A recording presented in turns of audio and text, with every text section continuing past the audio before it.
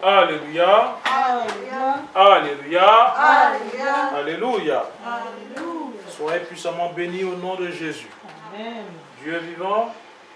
Et c'est par sa grâce que ce matin, debout, levé, nous sommes pour lui rendre culte, pour lui rendre la gloire, pour lui rendre la louange, l'adoration, le remerciement, la reconnaissance. Que son nom soit béni. Amen. J'espère que vous avez bien dormi et que cette première partie du culte a été agréable pour chacun et que vous avez été en joie pour servir votre Dieu, pour le louer en esprit, en vérité. Que Dieu vous bénisse. Bien-aimés, à travers les deux lectures que nous avons entendues ce matin, la première lecture tirée à travers le livre des Psaumes de David à son chapitre 78, du verset 9 au verset 22, ainsi qu'à travers l'épître, le premier épître de Paul aux Corinthiens à son chapitre 10, du 1er au 13e verset, Dieu dans son amour nous appelle à être des enfants reconnaissants. Parce que si nous sommes chrétiens, comme Jésus l'a si bien dit aux pharisiens et aux scribes, qu'il n'est pas venu pour les bien portants, mais il est venu pour les malades, il est venu pour les pécheurs, il est venu enlever ce qui bloquait notre vie. Il est venu nous débloquer de la situation. Quand on prend l'exemple d'un tuyau dans lequel coule l'eau, vous connaissez ce problème. Souvent, il y a des problèmes où l'eau ne coule pas parce que c'est bouché. Je pense que nous sommes de cette eau-là dans le tuyau qui à un moment donné, parce que c'est bouché, eh bien, l'eau ne coule plus. Et parce que l'eau ne coule pas, il a fallu l'intervention de quelqu'un. Dans le monde, on appelle ça les plombiers. Les plombiers viennent venir et ils vont déboucher, n'est-ce pas, le blocage. Mais pour nous, dans leur spiritualité, il nous fallait un grand sacrifice. Il nous fallait quelque chose de grand. Ce sacrifice-là, à travers d'abord le visage de plusieurs hommes de Dieu qui portaient le visage de Christ, mais c'est Christ lui-même qui l'a accompli en donnant sa vie sur la croix. Et par son sacrifice, il a débloqué la fluidité pour nous. Et nous a permis, nous qui étions bloqués, nous qui ne pouvons pas aller à Dieu, nous qui avons ce voile qui nous séparait de l'amour de Dieu, par Christ et par son sacrifice, il nous a permis d'avoir accès désormais à Dieu. Amen. Parce qu'il nous aime. Parce qu'il savait ce qu'il fallait faire. Et il est venu donner sa vie pour nous comme une rançon. Comme un sacrifice de bonne odeur. Jésus est venu, le thème que j'aime bien souvent, c'est il est venu payer notre dot. Il est venu nous enlever des ténèbres pour nous faire passer à la lumière. Alléluia. Et ce que j'aime bien souvent, c'est de dire, hier nous étions des pécheurs et chacun est arrivé à Dieu par rapport à une situation donnée. Il y a des gens qui sont nés de parents chrétiens, qui sont dans la voie et après qui sortent de la voie. Tu ne sais pas pourquoi. Ils sortent de la voie. Ils sortent du chemin dans lequel ils étaient. Et en sortant de la voie, tu n'as plus de contrôle. Tu n'as plus d'assistance. Tu n'as plus de protection quand tu es en dehors de Jésus. Parce que Jésus, c'est le chemin. Quand tu quittes son chemin, tu es livré à toi-même. Tu es livré aux attaques. Tu es livré aux voleurs. Tu es livré aux sorciers. Tu es livré à toutes sortes. Et tu es vulnérable. Ta force est en Jésus. Et comme j'aime bien, je dis chacun est venu à l'église. Particulièrement l'église du christianisme céleste. Parce que c'est vrai que pour la plupart, nous étions des chrétiens. Mais nous n'avons pas reçu l'enseignement tel que nous l'avons reçu quand nous sommes dans cette église du christianisme céleste. Nous étions des chrétiens, mais nous n'avons pas reçu les prescriptions, les interdits qui sont bibliques, comme nous l'avons reçu dans l'église du christianisme céleste, pour nous rappeler ces choses existentielles, aimer Dieu, le servir, mettre en pratique ses lois, ses commandements. Amen. C'est là notre force dans cette église. Quand nous sommes venus dans cette église, d'autres étaient malades, d'autres étaient attaqués, d'autres étaient persécutés. Donc chacun est venu dans cette église par rapport à une histoire donnée, par rapport à un problème donné. Et dans cette église, par la grâce du Seigneur Jésus, Dieu a opéré pour chacun des miracles et des prodiges. Amen. Dieu a fait pour nous des merveilles dans cette église. Dieu est le thème que j'aime bien et c'est ce que lui-même m'a donné et m'a dit alors que j'étais déjà chrétien céleste. À un moment donné, quand je suis arrivé en France, moi, je ne savais pas qu'en France existait une église céleste. Parce qu'au pays, à San Pedro, nous, on ne savait pas qu'en France, sinon, ils auraient déjà annoncé ça là-bas, qu'il y avait des églises célestes. Ici, au moins, on aurait cherché à voir nos églises. Donc, on ne savait pas qu'il y avait l'église ici. Donc, au début, on a tenu, et après, on est rentré dans le monde, on est sorti du chemin. Et dans les difficultés, Dieu, dans son amour, ce Dieu qui ne se fâche pas, ce Dieu qui est amour, qui est miséricorde, qui est grâce, qui est compassion, ce Dieu qui nous a aimés, qui nous a rachetés, ce Dieu qui a donné sa vie sur la croix pour payer le prix qui nous condamnait, nous dit simplement, fais une nouvelle alliance avec moi. Parce que c'est que la première alliance, tu n'as pas respecté. Et tu es sorti de la perfection. Et tu es devenu vulnérable. Et à travers cette alliance que Dieu, au moment où tu reviens à lui, où tu viens t'humilier devant lui, il n'a qu'un seul mot. Reviens à moi afin que je sauve ta vie. Amen. Et quand nous revenons à lui, nous ne devons pas, je dirais, être le mot qui m'est à cœur, c'est être des revenants, mais ce n'est pas ça. Mais être des nouveaux-nés. Être dans cette nouvelle alliance. Revenir à Dieu, c'est de faire sa volonté. C'est de marcher dans ses voies. C'est de l'aimer. C'est d'être reconnaissant pour l'amour, pour la miséricorde, pour la délivrance, pour la guérison, pour le changement qu'il a fait de notre vie. Parce que nous allions vers des voies tortueuses. Et il nous a repris en nous mettant dans son chemin.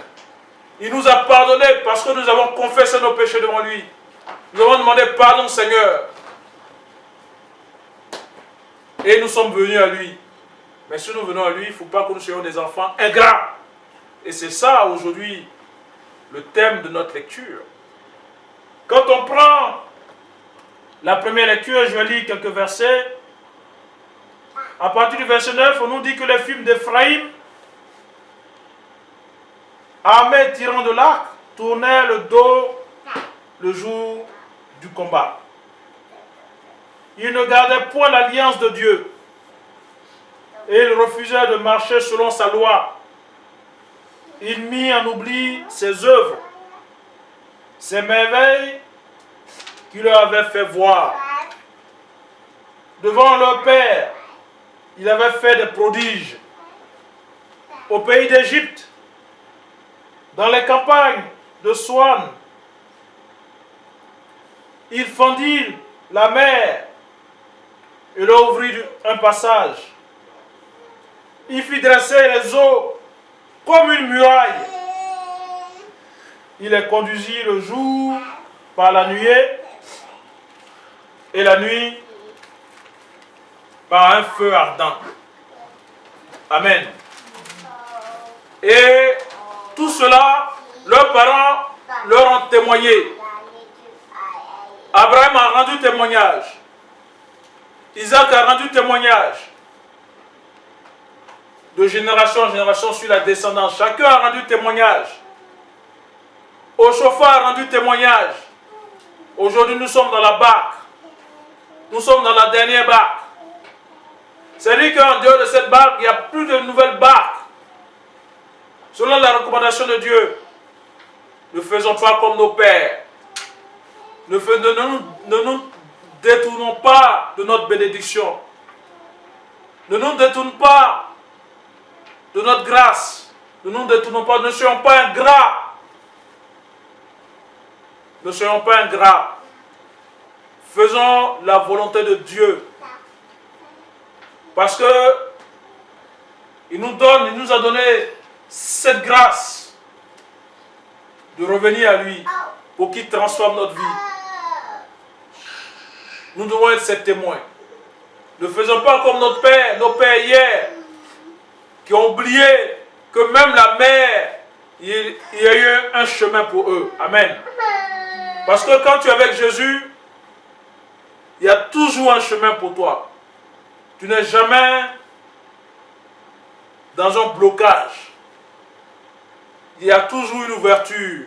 Il y a toujours une solution. Ne soyons pas ingrats. Fuyons le péché de tout notre cœur, de tout notre être.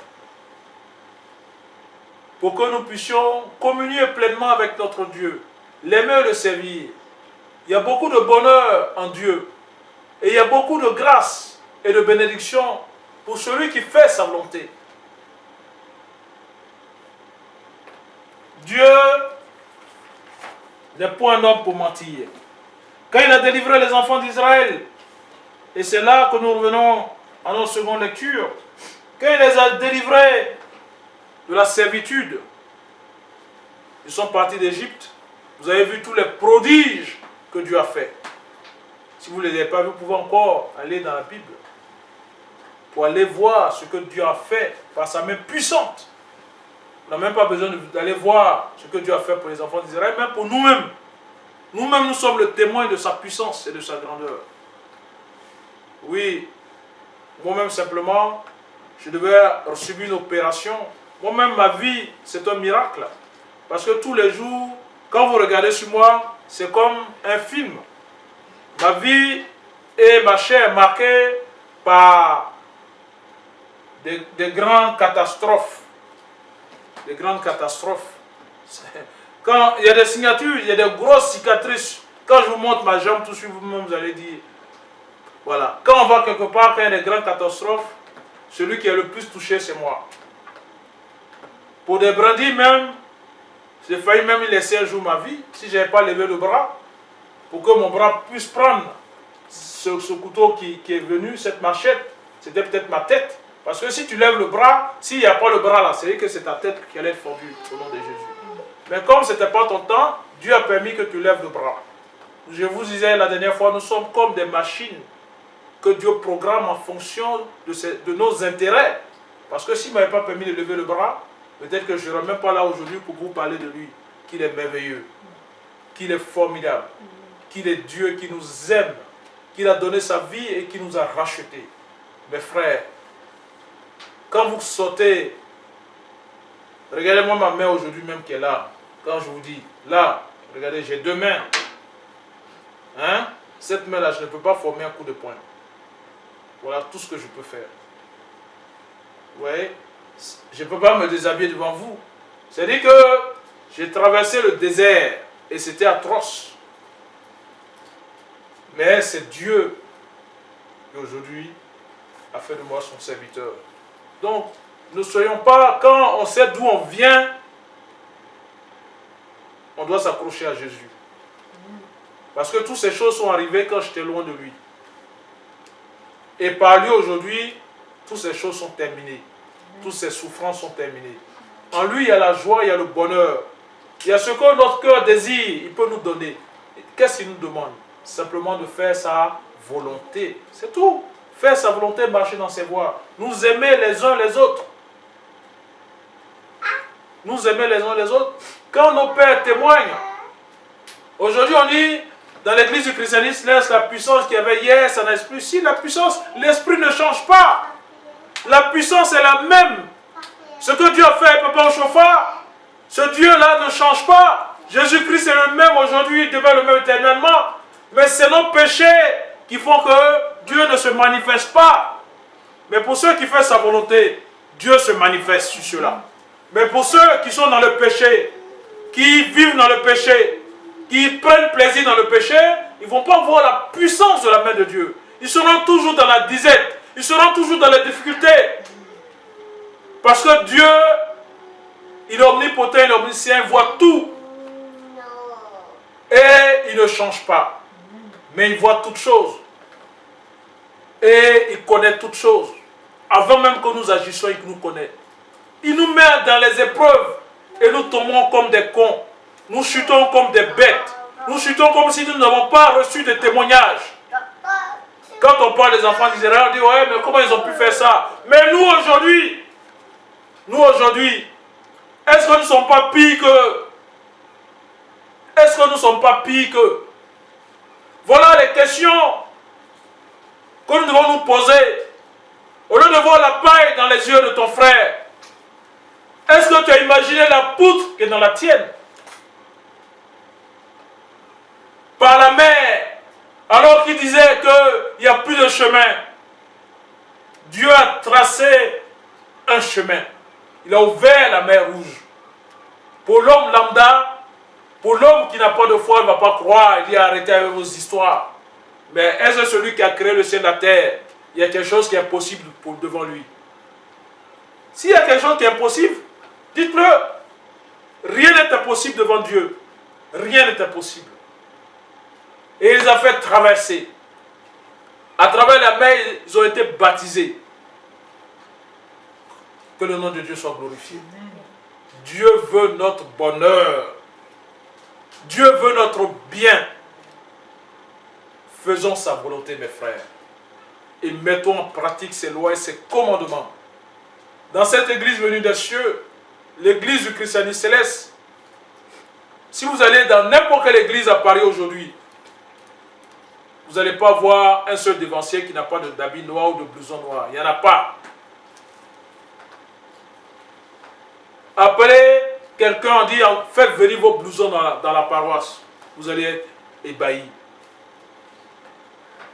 Plus personne ne respecte rien. On est une église aujourd'hui où on fait notre volonté. On n'obéit plus, alors qu'au chauffard, on fait seulement les 76 ans de la révélation de l'église. Les 77 ans bientôt. C'est donc que c'était hier. Au chauffard, sa femme est avec nous ici à Paris. Ses enfants sont encore là. Ce n'est pas un truc de 2000 ans. Bien aimé dans le Seigneur. On est capable. On est des adultères, des adultérins. On ne respecte rien à l'église. On vient à l'église pour coucher avec les femmes de l'église, les filles de l'église. Et c'est un jeu, c'est un amusement. On croit que c'est comme ça, voilà. Ce que les gens font dans le monde, on fait ça en pire dans l'église. Que la miséricorde de Dieu de chauffard soit sur nous. Que la miséricorde de Dieu soit sur nous. Dieu nous a aimés, il nous a rachetés. Il nous a délivrés de ces démons. Parce que si ce n'est pas Satan qui nous anime, qui peut nous pousser à faire le mal? Qui c'est pas Satan qui permet aux enfants d'Éphraïm de se détourner de la voie de Dieu? Comme Ève, quand le diable est venu vers elle et lui a dit, et l'a flatté pour lui dire que mais si la pomme là tu la manges, tu seras... Mais c'est une épreuve que Dieu nous apporte.